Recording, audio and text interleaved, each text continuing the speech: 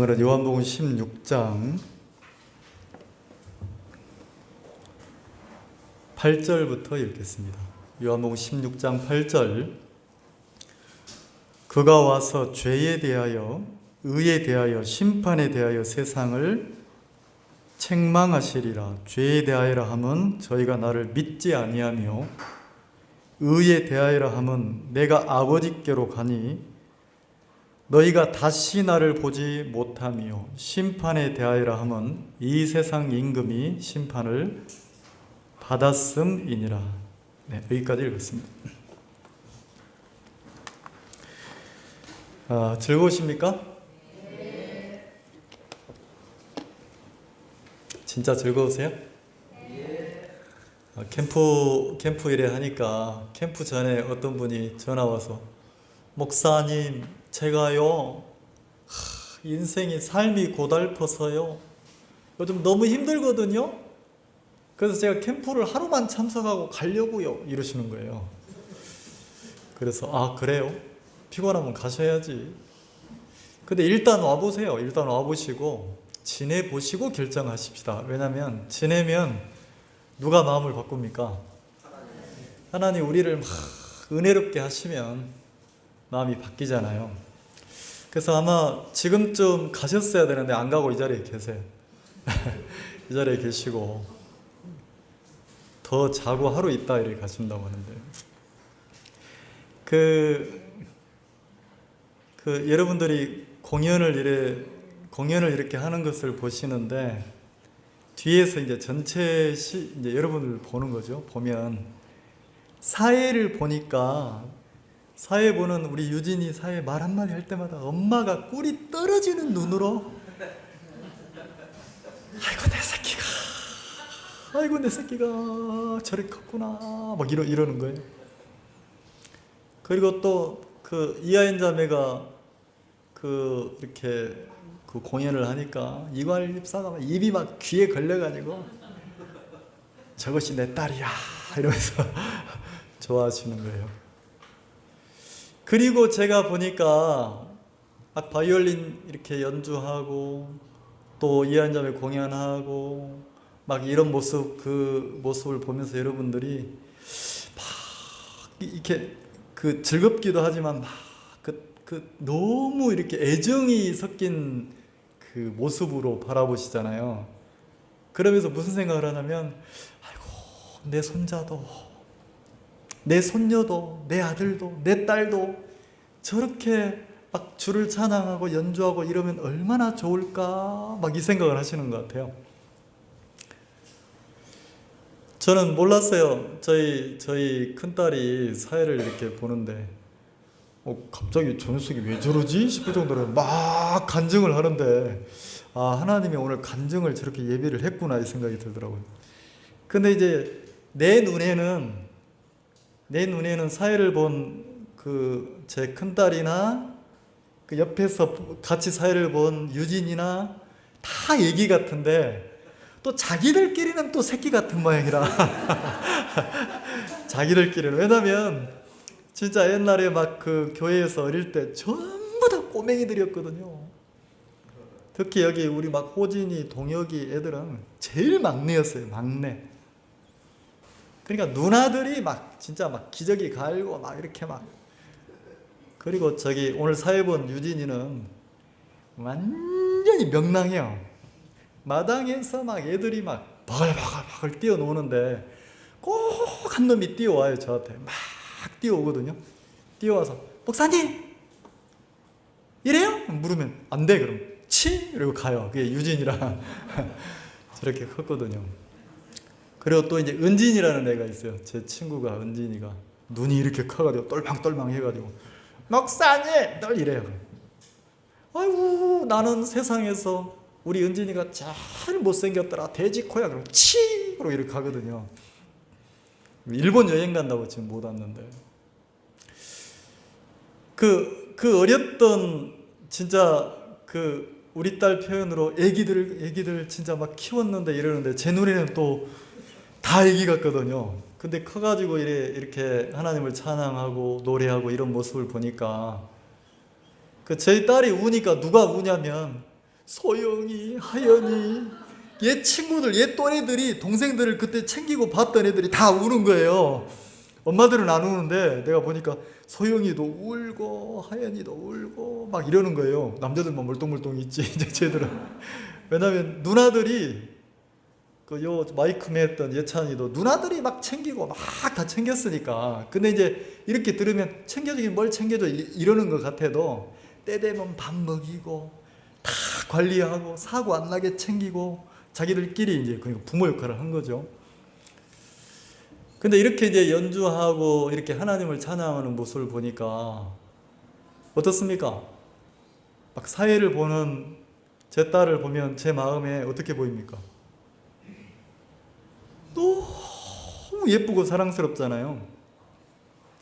이렇게 막 솔로로 찬양하는 그 이하연 자매를 보면, 우리 하연이를 보면 어때요? 막 어떻게 보입니까?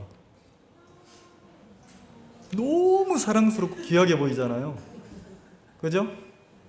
바이올린으로 막 하나님을 찬양하는 모습, 이 나영이를 보면 어떤 마음이 들어요? 야, 내 딸도 저렇게 컸으면, 우리 손주도 저렇게 컸으면, 이런 마음 들죠? 그 말괄량이가 커가지고 그 멘트를 둘이 짜가지고 처음 서보는 사이인데 제가 연락을 못했어요. 야 고은아 이번에 사회 한번 봐. 이 얘기를 못 하겠는 거예요. 왜냐면 부담을 가져가지고 차라리 캠프 안 오면 어떡해요. 유진아 너 이번에 사회 한번 안 볼래? 이렇게 하고 싶은데 제가요? 헤이 캠프 안 가? 이럴까봐 겁나는 거예요.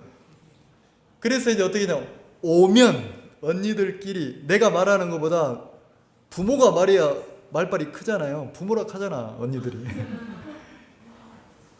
그래 언니들은 뭐라 하냐면 시키면 해야지, 교회가 시키면 하는 거지, 우리도 다 그렇게 컸는데 이러잖아요. 근데 사회를 보니까 어때요? 사회를 보는 모습을 보니까 어떻습니까? 너무 막 사랑스럽잖아요. 왜 사랑스러워요? 만약에 우리 아이들이라고 해야 되나? 다 컸는데 성인인데 우리 아이들이 지금 이 시간에 회식 자리에 모여가지고 막 삼겹살에 소주 한잔 하면서 나라가 왜 이 꼴이냐 하면서 먹고 살기 힘들다 하면서 다 지도 컸으니까 이렇게만 인생을 살고 끝난다면 너무 좀 불쌍하잖아요. 막 돈이 최고인 줄 이렇게만 산다면. 근데 사람이 한번 태어나서 살면서 누구를 찬양하고 있습니까? 창조주이신 하나님을 찬양하고 주를 노래하고 막 이런 모습들을 보니까 너무 아름다운 거예요. 그리고 이런 모습들이 지금 여기 계신 여러분들의 인생의 마지막까지, 아침에 형님들이 아침에 일어났어요. 아침에 일어나서 여기 이제 우리 창민이 할아버지 나이가 많으시잖아요. 그러니까 일찍 일어나시는 거죠. 이제 우리 김창호 형제하고 둘이 막 대화를 막 하고 계시는데 우리 애들은 이제 자고 있는데 막 떠들썩하게 막 얘기를 하시는 거예요. 얘기하는데 무슨 얘기 하시냐면, 아 그때 그 사람 있잖아, 참 대단했던 사람인데 그 사람이 그 암에 걸려가지고 병 걸려서 죽어가는 모습을 보니까 사람이 마지막에 죽는 그 시점으로 가서 죽어가는 모습을 보니까 참 처량하더라 이러시는 거예요. 저는 혼자 주워 듣는데, 근데 이제 저는 직업이 목사니까 뭐 여러분보다 조금 더 뭘 많이 봅니까? 병든 사람, 죽음 앞에 있는 사람, 그러다가 죽은 사람, 막 화장터, 한 줌에 재로 나오는 모습, 이걸 많이 본단 말이에요. 그러면 인생을 보면 막 내가 인생 한번 멋지게 살아야지 막 이렇게 하고 있다가 병 들어서 어느 날 입원해서 치료한다고 하는데 안 되고, 항암 치료하는데 안 되고, 이러다가 이렇게 운명하시고, 운명하면 장례 기껏해야 하루나 이틀 치르고 뭐합니까? 어디로 갑니까? 화장터로 가잖아요. 화장터로 가면 여러분 그냥 한 줌의 재예요. 재. 그 유골함에, 그 불에 태워서 유골함에 갈아서 나오면 막 뜨끈뜨끈한 유골함에 나오면 한 줌의 재라니까. 근데 그걸 지켜보고 있으면 이걸 한 번이 아니고 사람이, 살아 있었던 사람이, 내 옆에 있었던 사람이 죽어서 숨을 안 쉬고 있는 모습을 여러 번 보면 인생이 너무 허무한 거예요. 왜요? 그 사람 대단했었거든요. 그분 진짜 인생 살면서 대단한 분이었어요. 근데 죽음 앞에 딱 가니까 다를 게 아무것도 없더란 말이에요. 권세 있고 부귀 영화 있고 잘나고 똑똑하고 부자고 이랬던 사람도 죽음을 만나서 죽음 앞에 딱 가보면 그 형제님들 대화처럼 너무 처량한 거예요. 인생이 아무것도 아닌 거예요. 그러면 인생이 뭐 깁니까? 길어요? 너무 짧거든요.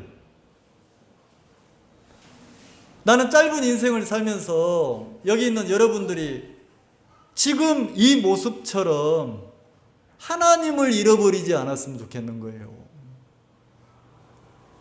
그리고 나를 구원하신 그 하나님을 섬기면서 여러분들이 어떤 모습 어디에 있든지 간에 주를 소망하면서 주를 찬양하고 살았으면 좋겠는 거예요. 오늘 솔로 공연했던 자매가 만약에 주를 찬양하지 않고 술 먹고 다른 노래 부른다고 해보세요. 무슨 의미가 있습니까? 너무 아름답잖아요. 주를 찬양하는 게. 여러분 하나님을 찬양하고 사세요. 여러분 막 하나님을 멀리하고 살지 말고 짧은 인생 주를 찬양하면서 믿음 안에 사세요. 여러분 내 아이들이 소중하지 않습니까? 지금 우리 아이들 유아보실에 저래 있는데 부모들이 아이들 보면 너무 소중하잖아요.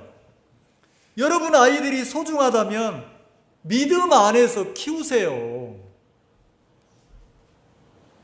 그것처럼 아이들을 행복하게 하는 거 없습니다. 여러분 하나 물읍시다. 인생의 성공이 뭐죠? 뭐가 성공한 인생이죠? 자, 내가 돈을 많이 벌면 성공한 겁니까?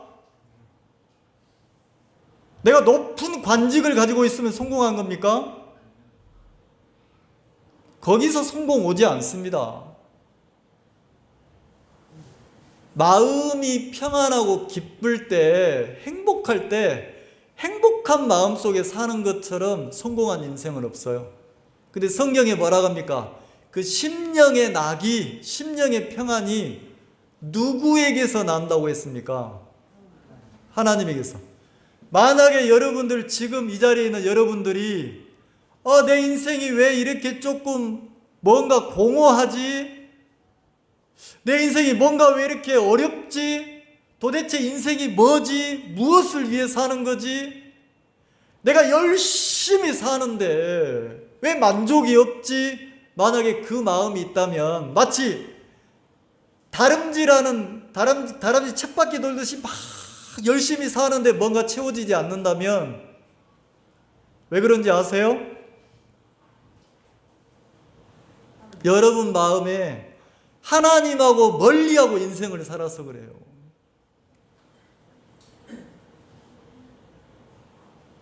여러분 하나님 안에서 믿음으로 살아보세요.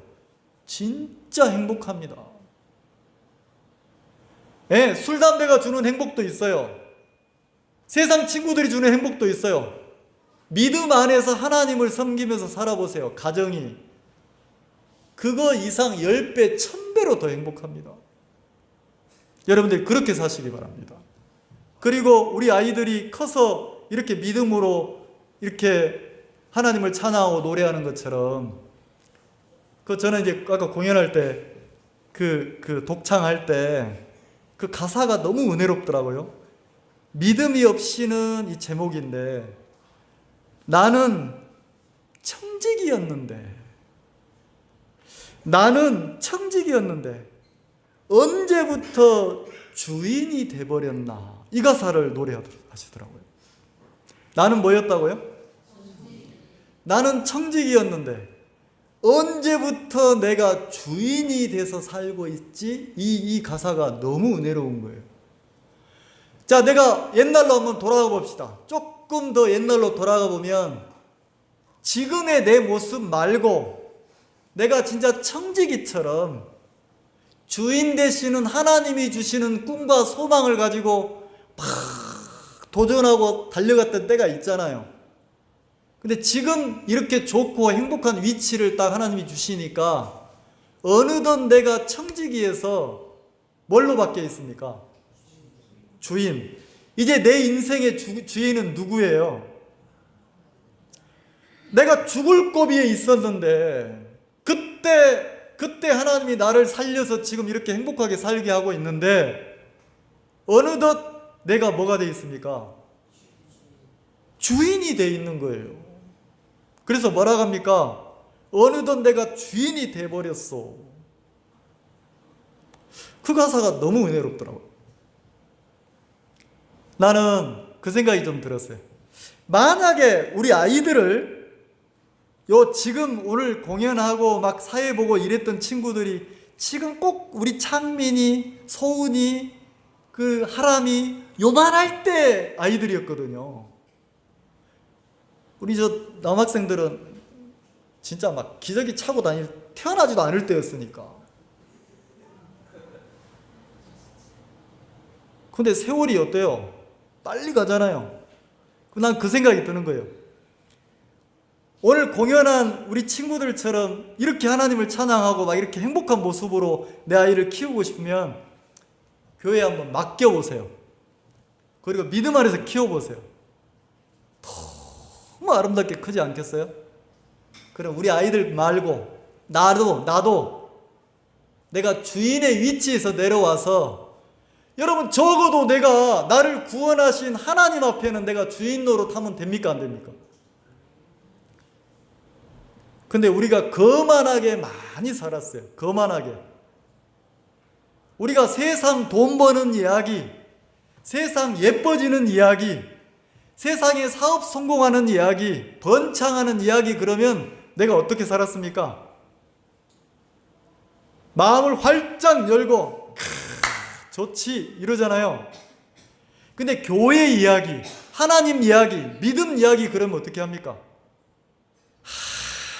또 그 얘기가 좀 그런 얘기 그만 좀 하면 안 되나? 막 짜증내고 싫어하고 그렇게 했습니까? 안 했습니까? 왜요? 어느덧 내가 뭐가 돼 있어요? 주인이 돼 있는 거예요. 주인 되니까 싫잖아요. 하나님 내 인생 좀 놔두세요. 하나님 내 가정 좀 놔두세요. 그리고 뭘로 살고 싶어요? 내가 좀 주인 노릇으로 한번 살고 싶습니다. 근데 그 마음이 점점 나를 공고하게 만드는 거예요. 내가 청지기였는데 어느덧 주인이 돼버렸어. 그러면서 다시 어디로 돌아갑니까? 믿음 없이는 하나님을 기쁘게 할 수 없다는 거죠. 그럼 믿음이 뭡니까? 하나님이 주인이고 나는 청지기로 돌아오는 거예요. 좀 겸손해져서 인생을 살자는 거죠. 자, 거만한 사람은 이게 이해가 될지 모르겠는데 한 나라의 왕인 대통령 그러면 우리가 아이 그놈의 자식이 아이고 대통령 그러니 이렇게 표현하면 됩니까? 안 됩니까? 자, 내가 회사 생활을 하는데 회사의 오너이신 사장 그놈이 말이야 이렇게 하면 마음이 높은 겁니까? 낮은 겁니까? 높은 거잖아요. 마음이 높으면 절대로 은혜가 안 흘러 들어가는 거예요. 그럼 저는 사람을 말하는 게 아니고 여기 있는 어른으로부터 시작해서 어린 아이까지 우리 소은이 하람이까지 아이들에게 가르치세요. 뭘 가르쳐야 됩니까? 야, 하나님 앞에는 네가 마음을 겸손해야 돼. 하나님이 생명의 주인이셔. 여러분들은 어쩔지 모르겠지만 저는 죽어가는 사람을 많이 봅니다. 지금도 어떤 젊은 부인이 폐암에 걸렸어요. 그리고 폐 일부를 잘라냈어요. 이게 폐에서 항암 치료를 잘라냈는데 전이가 돼서 부신으로 옮겨갔어요. 그 부신도 잘라내야 돼요. 점점점 죽음 앞으로 가시는 거예요. 여러분 인생 아무것도 아니에요. 인생 대단하지 않습니다. 여러분 하나님의 은혜를 입고 우리가 사시면 좋겠다는 거죠. 그래서 하나님의 은혜를 입는 그런 인생을 사시면 좋겠다 이런 마음이 들고, 자, 성경은 우리는 안 믿겨질지 모르겠지만 성경은 여러분들이 기회가 되면 성경을 읽고 배워보세요. 그러면 성경은 애매하게 말씀하시는 게 없어요. 애매한 게 없어요. 정확하고 분명해요. 자, 예를 들어서 이 본문을 접어놓고 한번 히브리서 9장을 한번 봅시다. 히브리서 9장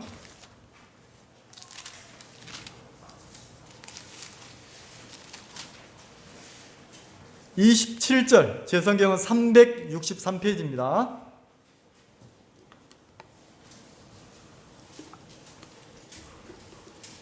히브리서 9장 27절, 여러분 성경 찾았습니까? 자, 큰 소리로 한번 같이 읽어봅시다. 시작. 한 번 죽는 것은 사람에게 정하신 것이요 그 후에는 심판이. 자, 성경은 명확하게 이야기를 합니다. 여러분들이 이해하고 받아들이느냐 받아들이지 않느냐 이걸 말하는 게 아니에요. 하나님은 아주 명확하게 우리 인간들을 향해서 말씀하세요. 뭐라고? 한 번 죽는 것은 누구에게 정했다고 합니까? 사람에게 정하신 것이요. 그러면 남녀노소 잘나고 못나고 여러분이 사람이라면 나이가 많든 어리든 반드시 한 번은 죽습니까? 안 죽습니까? 죽죠. 누가 정하셨어요? 하나님이. 근데 그 다음에 뭐라고 돼 있습니까? 그 후에는. 자, 우리는 그 후를 잘 안 믿어. 죽는다는 것은 이해를 하는데 죽고 나면 그 후에는 하나님은 뭐라고 말씀하십니까? 뭐가 있다고 그래요? 여러분, 제가 여러분을 겁주려고 하는 거 아니에요. 그래서 만약에 하람이가 좀 크면 진짜 지혜로운 엄마라면 말귀를 알아들 때, 하람아, 하나님이 사람을 한 번 태어나서 죽도록 하셨어. 야, 너 죽음이 오기 전에 네가 구원받아야 돼. 그러면서 아이에게 뭘 전해줘야 됩니까? 말씀으로 복음을 전해서 죽음 다음에 영원한 생명을 얻도록 가르쳐줘야 부모가 진짜 지혜로운 부모인 거예요.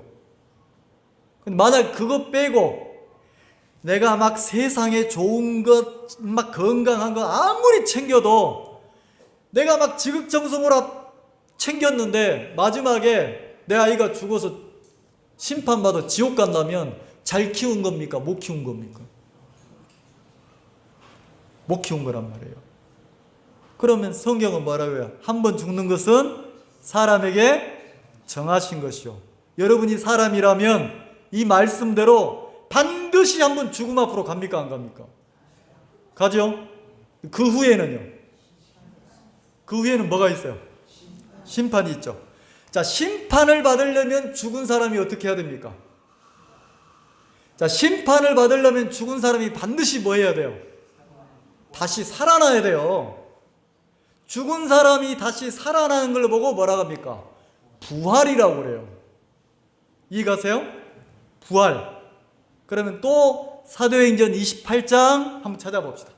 사도행전 28장 24장 사도행전 24장 오늘 성경을 조금 찾겠습니다.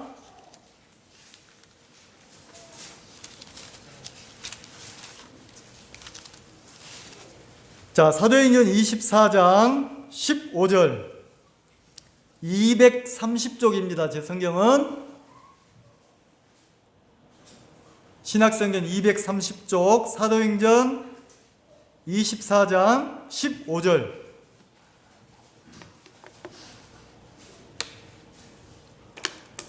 자, 찾으셨나요? 15절 같이 한번 읽읍시다. 시작. 저희의 기다리는 바 하나님께 향한 소망을 나도 가졌으니 곧 의인과 악인의 부활이 있으리라. 자, 뭐라고 하냐면 나도 소망을 가졌다. 사도 바울이 감옥에 갇혀서 너 이단이야, 너 잘못됐어, 너 그렇게 인생 살면 안 돼, 이렇게 막 무시당하고 멸시당할 때 사도 바울이 총독에게 변호하는 거예요. 자기를. 유대인들이 나를 잡아서 이단이라고 감옥에 가두었는데 내가 갇힐 만한 사람이 아니다. 나도 무엇을 소망하냐면 유대인들이 하나님을 소망하고 부활을 소망하는 것처럼 나도 부활을 소망하는 사람이다. 그러면서 뭐라고 합니까? 부활을 얘기하면서 누가 부활한다고 그래요? 모든 사람이 부활한대요. 한 번 죽는 것은 모든 사람에게 정했어요. 그러면 죽는 사람은 모든 사람이 다 뭘 받아요? 심판을 받아요. 심판을 받으려면 모든 사람이 뭐 해야 됩니까? 다시 살아나야 돼요. 부활을 해야 돼요. 그래서 부활인데 어떤 부활입니까? 악인과 의인과 누구의 부활? 자, 의인도 부활하고 악인도 부활한다는 거죠. 어떤 사람은 부활하는 것을, 다시 생명을 가지고 살아나는 것이 소망이 되는 사람도 있고, 어떤 사람은 내가 다시 살아나서 내가 생명을 가지고 살아나면 그게 저주인 사람도 있단 말이에요. 왜? 악인이라면, 마음의 죄를 가지고 있다면 영원히 사는 몸을 가지고 살아나서 영원한 심판, 지옥으로 들어가니까. 그 사람은 소망이겠습니까? 그게 저주겠습니까? 저주죠? 근데 바울은 뭐라 하겠어요? 나는 소망을 가지고 있다. 어떤 소망? 나는 의인이니까. 의인의 부활이니까. 그렇게 의인의 부활을 소망했다는 거죠. 자, 그러면 부활 그럴 때 소망의 부활은 죄인의 부활입니까? 의인의 부활입니까? 여러분, 이거 세상에서는 중요하게 생각하지 않아요. 여러분, 여기가 교회니까 제가 말씀을 드리는 거예요. 여러분, 세상에서는요, 믿음 중요하게 생각하지 않아요. 여러분, 학교에서 믿음 가르칩니까? 유치원에서 믿음 가르쳐요? 학문을 가르쳐요. 세상에서는 돈 버는 거, 투자하는 거, 성공하는 거.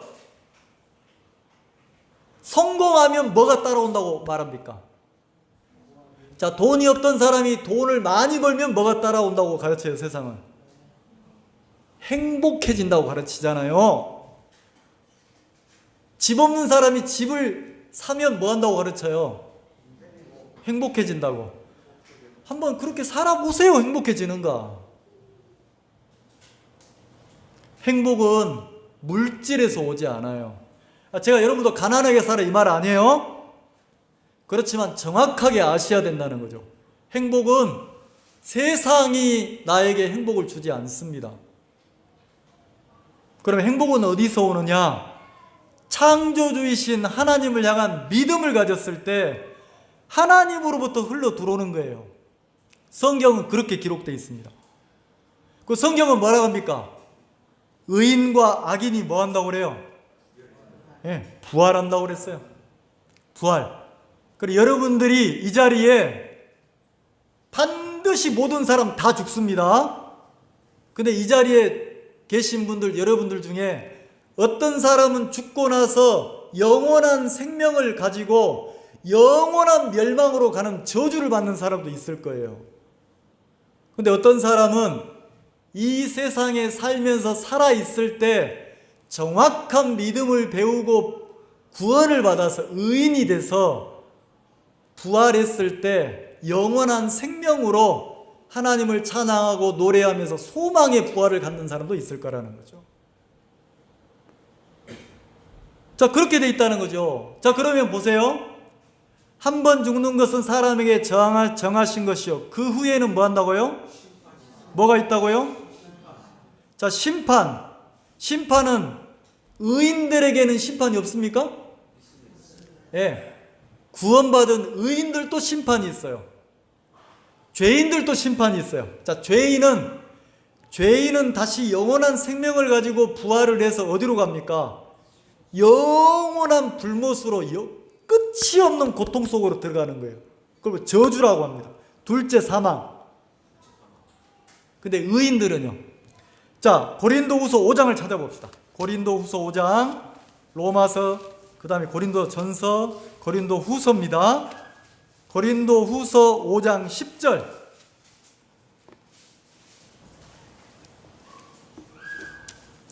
291페이지입니다. 제 성경은. 고린도후서 5장 10절 찾으셨나요? 자, 다 같이 한번 읽읍시다. 자, 시작. 이는 우리가 다 반드시 그리스도의 심판대 앞에 드러나 각각 선악간의 그 몸으로 행한 것을 따라 받으려 함이라. 자, 우리가 다 반드시 그리스도의 심판대 앞에 선다는 거예요. 이거는 악인의 부활을 말하는 게 아니에요. 예수님의 피로 구원받고 거듭나서 믿음을 가지고 하나님을 섬긴 거듭난 성도들도 반드시 영원한 생명을 가지고 부활을 해서 누구 앞에 서냐면 그리스도, 예수 그리스도가 심판할 때 그리스도의 심판대 앞에 선다는 거예요. 자, 그러면 여기는 두 종류로 나눠집니다. 여러분들이 인생을 살면서 마음의 죄를 가지고 있다면 여러분들은 그 죄 때문에 죽고 나서 영원한 생명으로 부활해서 마음에 죄가 있다면 그 사람은 어디로 갑니까? 여러분이 마음에 들든 안 들든 성경은 그렇게 돼 있어요. 영원한 저주, 멸망, 지옥으로 가요. 그래서 성경은 뭐라고 돼 있냐면 내가 부모라면 하나님이 부모의 의무를 줬어요. 의무. 자, 부모의 의무가 뭔지 아세요? 이거 세상에서 가르치는 거 아닙니다. 잘 들으세요. 유아보실에 있는 분들. 돈 주고 못 들어요. 자, 부모의 의무가 뭔지 아세요? 혹시 여러분들이 부모라면 잘 들으세요. 부모는 자식에게 뭘 해야 될 의무가 있냐면 말씀을 가르쳐서 하나님을 믿도록, 믿음을 갖도록 가르쳐야 될 의무가 있습니다. 성경에 그렇게 기록되어 있어요. 만약에 그걸 가르치지 않는다면 내 아이가 죄를 가지고 인생을 살다 죽어서 영원한 멸망으로 간다면 누구 책임입니까? 부모의 책임이라고 되어 있어요, 성경은. 그래서 유대인들은 부모가 자식에게 반드시 말씀을 가르치는 거예요. 누구를 믿도록? 하나님을 믿도록. 자, 그럼 여기는 뭐라고 되어 있습니까? 악인 놔두고, 악인의 부활 놔두고 의인이 부활했을 때 여러분들도 반드시 하나님을 믿지만 한 번은 죽고 영원한 생명으로 부활합니까? 안 합니까? 부활하죠? 부활하는데 뭐라고 되어 있어요? 반드시 그리스도 심판대 앞에 뭐 한다고요? 선다고 했죠. 그러면서 뭐라 합니까? 각각 선악간에 그 몸으로 행한 것을 뭐 한다고요? 내가 구원받았지만 내가 어떻게 인생을 살았는지, 내가 어떤 삶을 살았는지 그 삶에 대한 심판을, 상급의 심판을 그리스도 앞에 받는다고 돼 있어야 안 돼 있어요? 자, 여기 보세요. 그리스도 앞에 인생에 한번 결산을 한다고 돼 있죠. 그래서 어떻게 결산을 합니까? 내 행위대로 내가 어떻게 살았는지 그리스도 앞에 심판을 받는다겠죠. 자, 그럼 로마서 봅시다. 자, 로마서 14장 한번 봅시다.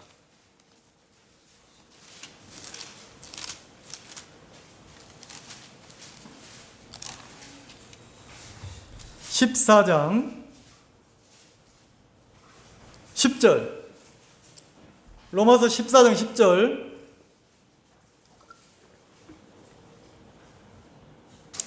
네가 어찌하여 네 형제를 판단하느뇨? 어찌하여 네 형제를 없인 여기느뇨? 우리가 다 하나님의 심판대 앞에 뭐하리라? 여기 영어 성경에는 그리스도의 심판대 앞에 서리라 이래 돼 있단 말이에요. 구원받은 우리가, 하나님을 믿는 우리가, 만약 여러분이 죄가 있다면 여러분은 그냥 저주예요. 그래서 죄 사함을 받아야 되는 거예요. 믿음을 정확하게. 근데 여러분들이 죄 사함 받고 믿음 생활을 한다고 해도 우리는 반드시 누구 앞에 선다고요? 그리스도의 심판대 앞에. 그럼 그리스도의 심판대 앞에 서서 뭐 하느냐? 11절 기록되었을 때, 자 같이 읽읍시다. 시작. 주께서 가라사대 내가 살았노니 모든 무릎이 내게 꿇을 것이요 모든 혀가 하나님께 뭐하리라? 여기 모든 사람이 무릎을 꿇고, 예수님 앞에 모든 사람이 무릎을 꿇고 내 혓바닥이 내가 어떻게 살았는지 내 혀가 주님에게 고한다는 거예요. 그래 여기서 모든 사람은 누굽니까? 악인, 죄인입니까? 의인입니까? 악인이에요? 의인이에요? 의인이라니까. 지금 의인에 관해서 얘기하는 거예요. 여러분들이 구원받고 거듭난 사람에 대해서. 그러면 그냥 끝나는 게 아니고 우리는 다 그리스도의 심판대 앞에 서서 내가 어떻게 살았는지 내 삶에 대한 결산, 내 삶에 대한 심판을 받아야 안 받아요? 그래서 믿음으로 살고 내가 하나님 앞에 그리스도인답게 살았다면 상급을 받고, 그렇지 않다면 뭐 한다는 겁니까? 부끄러움을 당한다는 거죠. 부끄러움을. 그래서 누가 그냥 내가 무릎을 꿇고 있으면 내 혀가, 예수님 앞에 내 혀가 그냥 다다다다다다다다 이야기한다는 거예요. 뭐라고? 내가 복음을 듣고 구원은 받았지만 어떻게 살았는지. 근데 내 입이 자동으로 이야기를 하는데 내가 믿음으로 안 살았다면, 내가 술이나 먹고 담배나 피고 세상 사람처럼 막 세상에 소망을 두고 이렇게 살았다면 말할 때마다 뭐 하겠어요? 이걸 어떻게 설명해야지? 만약에 내가 술집 가서 술 이만큼 취해가지고 담배 이렇게 물고 있는데, 세상에 여기 카메라 잡는 카메라 잡는 분이 나를 봤다고 해봐요. 그럼 둘이 눈이 마주치는 순간 목사인 내가 그렇게 살고 있으면 내 모습이 그런 모습이 들키면 자랑스럽겠습니까? 부끄럽겠습니까? 이 말 이해가세요? 그러면 내 혀가 그리스도 앞에 직고할 때 내가 믿음으로 산 것에 대한 것은 너무 감사하고 은혜인데, 내가 믿음과 벗어나서 하나님을 멀리하고 산 것을 고할 때마다 누가 부끄러움을 당합니까? 내가 부끄러움을 당하는 거예요. 내 자신이. 그리고 그 부끄러움 결산을 하고 나서 그 다음에 우리는 이제 그런 부끄러움이 없는 영원한 천국으로 들어간다는 거죠. 그 단계를 거치는 거예요. 이해가시죠? 자, 그럼 여러분들이 신앙생활을 한다고 해도 사람들하고 비교를 해야 됩니까? 내가 주님 앞에 설 것을 생각하면서 신앙을 해야 됩니까? 그래서 신앙생활을 하는 사람은요, 너와 나를 비교하지 않아요. 다른 사람과 비교하지 않고 내가 누구 앞에 설 것을 생각하고 신앙합니까? 그리스도 앞에 설 것을 생각하고, 누구 앞에 부끄럽지 않도록, 그리스도 앞에 부끄럽지 않도록 내가 인생을 산다는 거죠. 자, 그 마음 자세로 신앙인으로 살 때 내 인생이 삐뚤어지겠습니까? 아름답겠습니까? 그럼 그렇게 아름답게 살자는 거죠. 이해가시죠? 그렇게 아름답게 살자는 거죠. 자, 그리고 본문을 봅시다. 본문 요한복음 16장, 제가 한 10분만 하겠습니다.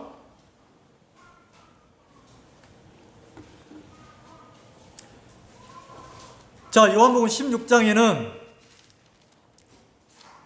자, 주님이 뭐라 합니까? 야, 이제 내가 십자가에서 못 박혀 너희들의 죄값을 치르고 죽고 나는 이제 하늘로 갈 거다. 내가 가고 나면 하나님의 보혜사 성령을 보낼 거다.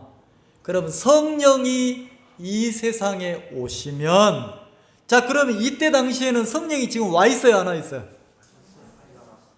성령이 없는 시대예요. 성령은 언제 옵니까? 예수님이 우리 죄값을 치르고 하늘나라에 가서 하나님 우편에 앉으시면 그때 이제 주님은 쉬시고 누가 오십니까? 성령이 오셔서 성령이 일하시는 시대라는 거죠.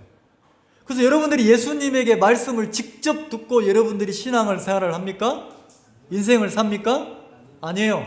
그러면 내 속에 보이지 않지만 하나님이 내 속에 주시는 마음을 따라서 성령의 이끌림을 받고 산다는 거지.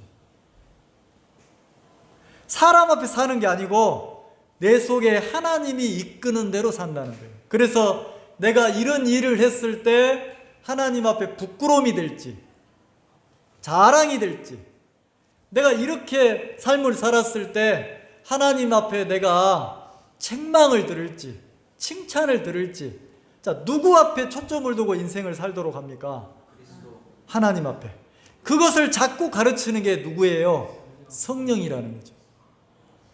제가 우리 교회를 나오시는 분들 중에 이렇게 지켜보면, 야, 저분이 많이 변했다.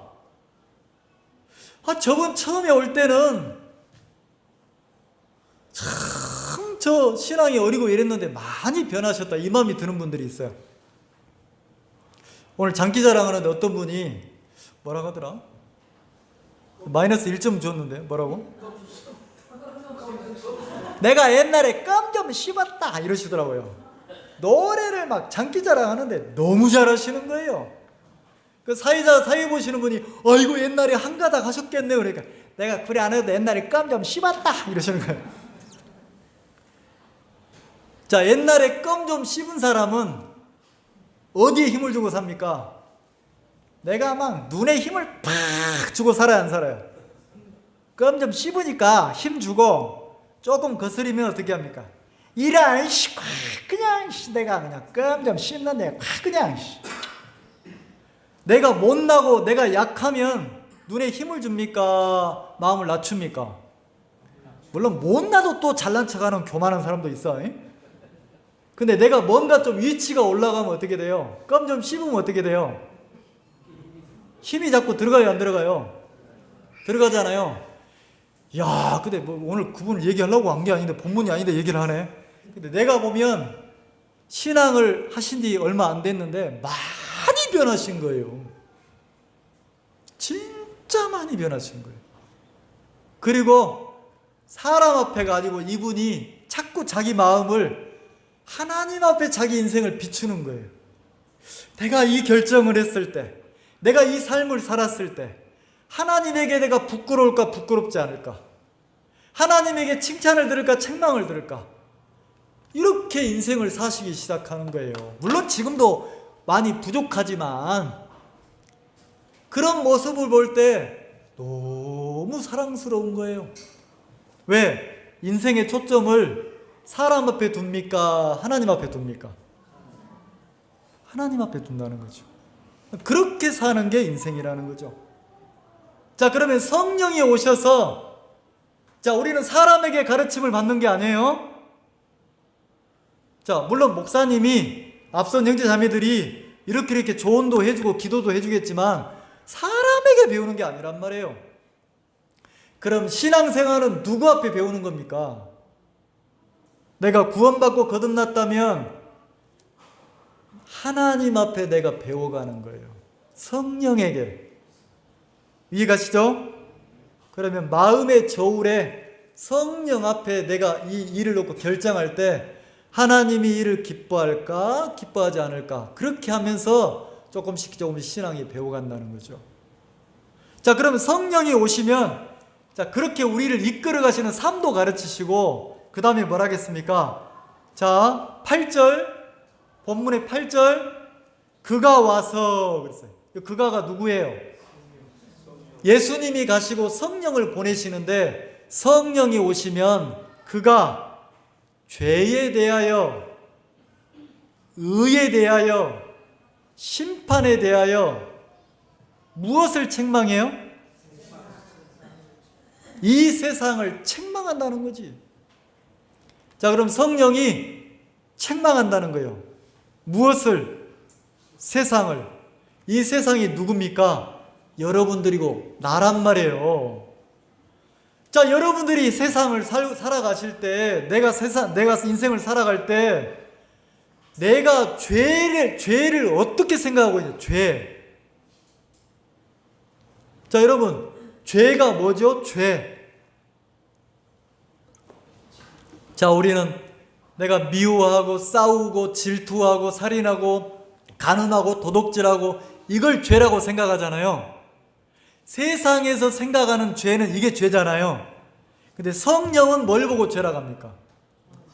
자, 9절 죄에 대하여라 하면 9절 같이 읽읍시다. 시작. 죄에 대하여라 하면 저희가 나를. 자, 그럼 이제 대답해 보세요. 여러분, 예수님을 믿고 인생을 살고 계십니까? 자, 예수님을 믿고 인생을 살고 계시면 손 들어보세요. 교회는 잘 못 나오지만 내가 예수님을 믿고 살고 계신다. 근데 나는 예수님을 안 믿고, 이거 뭐 예수는 예수야, 하나님은 하나님이야, 돈이 최고지, 나는 돈 믿고 산다. 돈 믿고 산다고 했더니 저기 있는 자매가 자기 안 가르치고 너잖아 이러고 있네. 자, 내가 예수님을 믿지 않고 산다면 그것을 보고 뭐라고 했습니까? 그게 죄라는 거예요. 그게 죄. 그럼 아까 그 자매가 특송한 것처럼 나는 원래 청직이었는데 내가 어느덧 언제부턴가 주인이 되어 있었네. 내가 주인 노릇하고 사는 것이 뭐라고 말을 합니까? 죄라는 거지. 죄. 자, 하나님이 원래 사람을 창조할 때 우리 보고 주인이라고 안 했어요. 주인이라고 안 했단 말이에요. 사람을 창조하고 우리 보고 뭐라 하겠습니까? 하나님이 아이고 주인님 그랬습니까? 피조물이라겠습니까? 생명의 주인은 하나님이시고 생명의 주인이신 하나님에게 지음을 받은 모든 존재는 뭐예요? 만들어진 모든 존재는 피조물이란 말이에요. 피조물. 자, 피조물은 만들어졌다는 거지. 누구로부터 만들어졌어요? 주인이신 하나님으로부터 만들어졌어요. 자, 우리가 그 아이들 엄마 아빠가 제가 오늘 식사하면서 창민이 보고 물었어요. 창민아, 너는 누구를 닮아서 이렇게 예쁘니? 어우, 참 예쁘다. 너 누구를 닮았어? 그래서 창민이가 엄마 아빠가 있는데 뭐라고 하는지 아세요?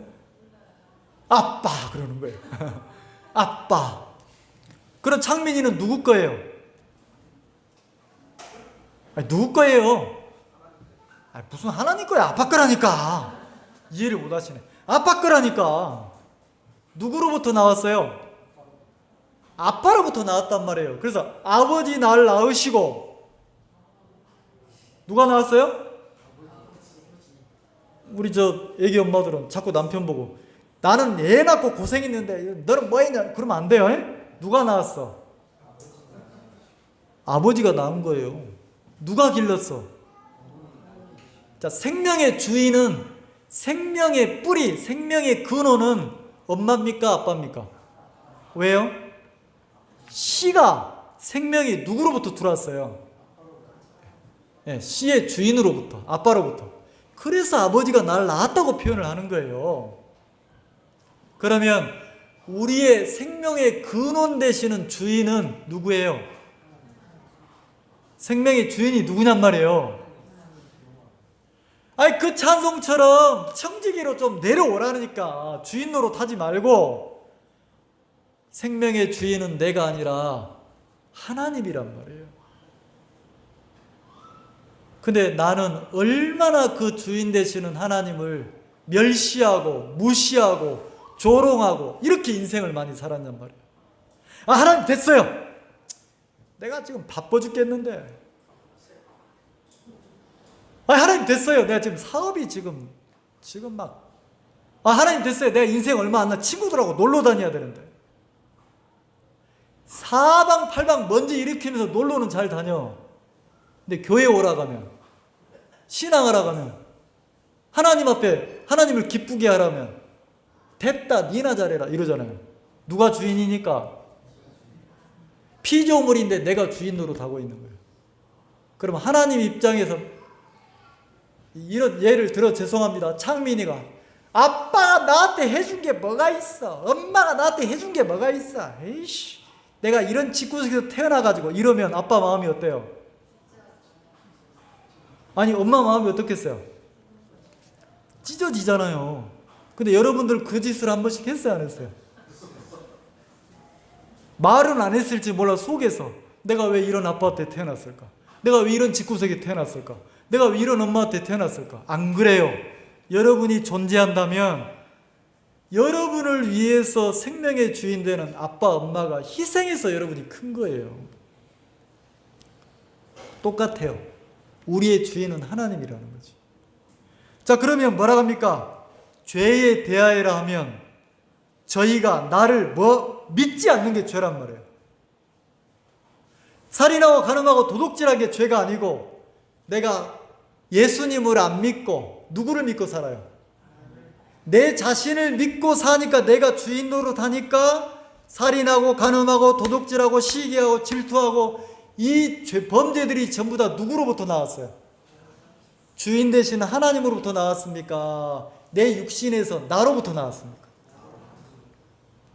혹시 여러분들이 교회에서는 내가 믿음 있는 척하나 집에 가면은 진짜 술 고주망태 돼가지고 이런 사람 있을지 그거는 누구를 의식 안 하는 겁니까? 하나님 의식 안 하고 사는 거예요. 자, 그러면 이게 죄란 말이에요. 그러면 이 죄에서 내가 돌아서면 나는 나를 믿지 않고 이제 내가 창조주이신 생명의 주인이신 하나님 주님을 믿고 살겠다. 그러면 죄에서 벗어난다는 거지. 이해가시죠? 그 다음에 의에 대하여라 하면 의란 말은 거룩함이에요. 죄가 없는 거예요. 자, 그럼 여러분들이 내가 죄를 없애려고 죄 없는 사람이 되려고 울고 불고 회개하고 돌이키고 착하게 살려고 각오하고 열심을 품고 노력하고 이러면 의로워집니까? 어제 뭐라고 그랬어요? 돛진? 그나물에? 그 사람이 그 사람이라는 거죠. 그런 얘기 하시는, 야, 사람 안 바뀌더라. 이런 사람 있어요. 사람이 안 바뀌더라는 거죠. 왜? 인간은 인간이다. 그러면 의에 대해서, 거룩함에 대해서, 내가 죄 없는 거룩함에 대해서는 내가 거룩해지려고 노력하고 애쓰고 수고해서 만들어져서 의인 됩니까? 가끔 그런 사람이 있어요. 세상은 뭐라 합니까? 아이고, 그 사람은 있잖아. 그 친구는 법 없이도 살 사람이야. 뭐 없이도 살 사람? 껍데기 봐서 그래요. 껍데기 봐서 그래. 그 사람 속에 들어가 보면 그 사람 24시간 365일 카메라로 진찰 계속 찍고 있어 보면 뭐가 나와요? 똑같아요. 인간은 똑같아요. 사람이 내가 아무리 착하고 선하고 바르고 율법을 완벽하게 지켜서 살아도 하나님은 뭐라고 합니까? 의롭다고 합니까? 죄인이라고 합니까? 자, 만약에 우리 여자분들이 심사인당처럼 착해. 심사인당처럼 착하면 어떤 죄인이에요? 착한 죄인이라. 무슨 죄인? 착한 죄인. 근데 여기는 깡패처럼 악해. 그럼 무슨 죄인? 깡패 같은 죄인이라. 이 말 이해가시죠? 그럼 내가 의롭게 되는 것은, 의인은 인간의 수고나 애씀이나 노력으로 의로워질 수 있어요, 없어요? 없어요. 그래서 뭐라고 합니까? 의에 대하여라 하면 10절 같이 읽읍시다. 10절 시작. 의에 대하여라 하면 내가 아버지께로 가니 너희가 나를 다시 보지 못하며. 자, 예수님이 간다는 거지. 간다는 거지.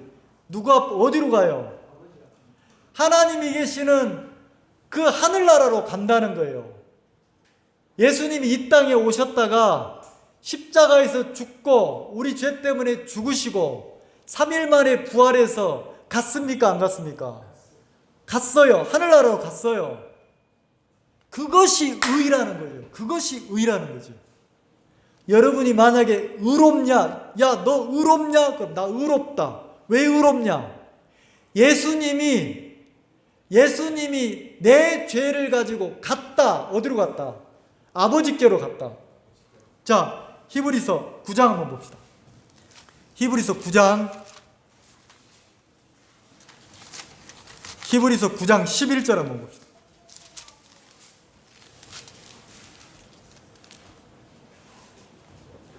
자, 362페이지입니다. 히브리서 9장 11절. 자, 지금부터 중요하니까 조금만 들어보세요. 자, 그리스도께서. 자, 누가요? 그리스도께서. 예수님이잖아요.